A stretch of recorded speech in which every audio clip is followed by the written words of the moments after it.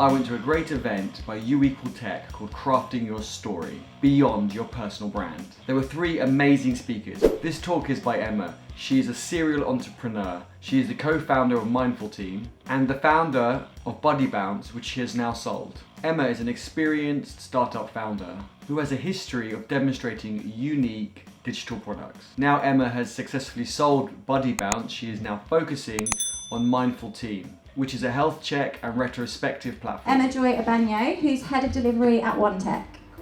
Thank you. So I don't even know how I'm going to follow these two. What I'm doing today is I'm going to essentially share my story in relation to my last startup, Buddy Bounce. Before I do that, I'll do the CV, Emma. So I'm a Hackney girl. Anyone here from Hackney? Yes. Not from, but I live there. Okay, so I grew up in Hackney before it became cool, I must say. You know, before it was full of coffee shops and all that jazz. But anyway, I grew up in a council estate in Woodbury Down, which is actually going through a lot of regeneration and stuff now. But I got into tech very early. My mum bought me a computer when I was about 13, second-hand from my aunt. So I actually went into tech through engineering. I studied that at uni. I spent the last 15 years working in tech. I can't believe it's been so long. Just shows my age, isn't it? But half of that was in the corporate world. And in 2012, I made a huge leap of faith with my flatmate at the time, Julia, and we basically decided to leave it and go into the startup world. We co-founded a company called Buddy Bounce, raised about 400k in seed money, and then we ended up exiting that business in 2016 to a company called Crowdix. My new venture now is called Mindful Team, so I do that half of my time, and the other half of my time is spent on a new initiative called OneTech. So OneTech is a new initiative to essentially diversify the tech startup ecosystem. I don't know if anybody knows this stat, but for every £1 of investment that's raised in the UK, only 1p goes to all female teams. That's like shocking. So we're on a mission, along with other organisations like Backstage Capital, to actually change that and change the face of startups. So that's what I'm going to share today. Probably one positive story, which is the first one, and the rest are just like, oh my God, downhill. But anyway, so the first lesson I learned along the path was to stop talking and start doing. And some of you may have actually heard that through this woman here called Shah Wasmond. And back in, when was it? I think it was 2008. Me and my flatmate Julia and one of my best mates, Yvette, we had started this new startup called Taxi Jungle, pre-Uber, pre-all of that. And it's all about basically like creating a marketplace for minicabs online. Anyway, so we went to this event. It was like a women in entrepreneurship event. Shah was speaking, she was amazing. And at the end of it, we went up to her really like meek and like no confidence or anything. We were like, can we show you our startup Taxi Jungle? And she was like, yeah, of course. Here's my email address. So next day, I emailed her and she responded straight away and she was like, well done, you've emailed me within 24 hours. If you had been 6 hours later, I would not have replied. We were like, rah, this woman means business, man. She means business. So yeah, we kept in touch with her, we really loved her. And then 2 years later, we kind of like put Taxi Jungle to one side. We went along to a startup weekend, ended up winning the award of Startup Most Likely to Make $1 million. And for some reason, I don't even know why, because we built Taxi Jungle, we kind of stopped working on it. We started working on Buddy Bounce.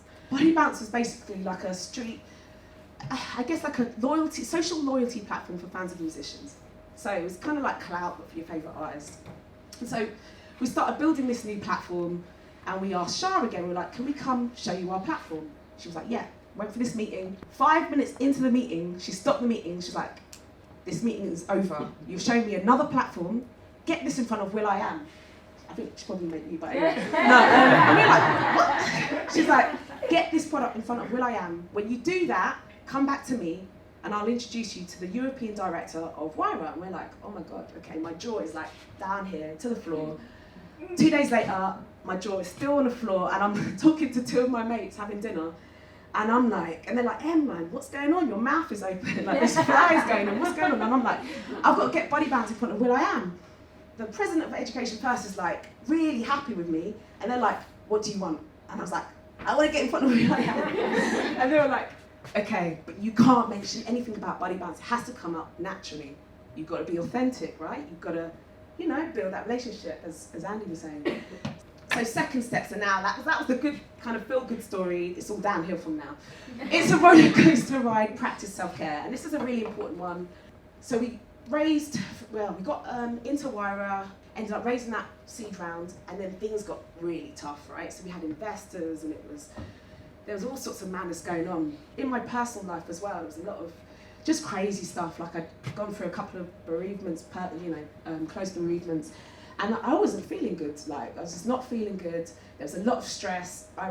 Every day was like 24/7 was Buddy Bounce. Like it was just, I didn't want to go see my family. I'd go to see them every week, and it was a chore. I didn't want to go out with my friends, all of that.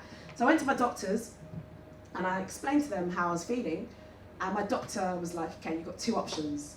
You can have antidepressants, or you can go on a CBT course. And I was like, wow, that's, you know, how can they, after like just, you know, I don't know, a few minutes with me, literally offer me pills? So I was like, okay, I'm gonna go down the CBT route. Went down the CBT route, and it was one of the best things I've got to say, like I've ever done, because it gave me the tools to actually understand that I was just not living within balance, right? I was not having a good work-life balance.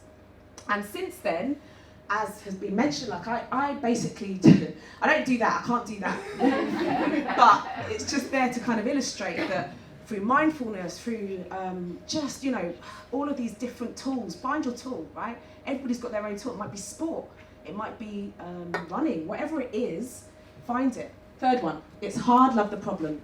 So a few years in to the Buddy Bounce journey, you know, we realised, well actually just before we exited, we realised that actually we built this amazing platform. We had like 70,000 users or something like that. It was essentially an influencer platform. We're working with 3 major labels, lots of different big brands. And then when we looked at what we were doing, we realised that actually Buddy Bounce boiled down to this. We were helping young, mainly female, teenage girls essentially get closer to their artist. And as much as that was cool, the product was great, the traction was great, it wasn't something that I could see, neither myself or Julia could see ourselves doing for the long run, for another 5-10 years. These days, I'm working on Mindful Teen part of the time, right? Mindful Teen is essentially card games, it's a platform, it's a community, it's all sorts of stuff. But the problem, or the purpose, is about making teens, making people happier and more productive. And I'll focus on the happier element. And for me, that's something that I can live for, you know, the next 20 years doing, because that for me is my purpose. Like I see that as my purpose in life, right? So it's just actually finding absolute happiness rather than relative happiness and, you know, things here and, you know, ups and downs, whatever, but how can you actually become more happy just generally in everything that you do? And then finally, so we sold Buddy Bounce to CrowdMix. It was all good. We got the first tranche of the money. We had an earn out, and then things started to just slowly decline. So CrowdMix had raised about $20 million. They had 160 staff. The burn rate was mad. They didn't ever realize that product. And they burned and failed, basically. So they actually went under. And that was a kind of a bittersweet, because on one side, I hated it there. Absolutely hated it, and I wanted out. But the flip side was we had an earn out, so we only got half the cash. So I was like, oh crap, so we lost that.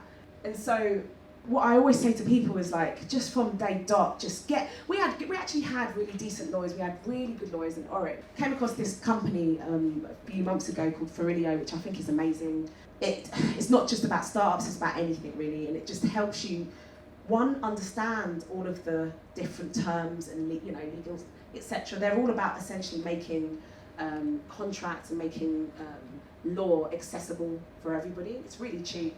It's about $8 a month or something, and it has like the features of HelloSign. I don't know why I'm selling them, but it's just so good. It's such a good product. So those are my 4 kind of lessons really. Yeah, I know I'll probably run over, but anyway, here are my details. If anybody's got questions or whatever, or just wants to talk to me, yeah. Thank you.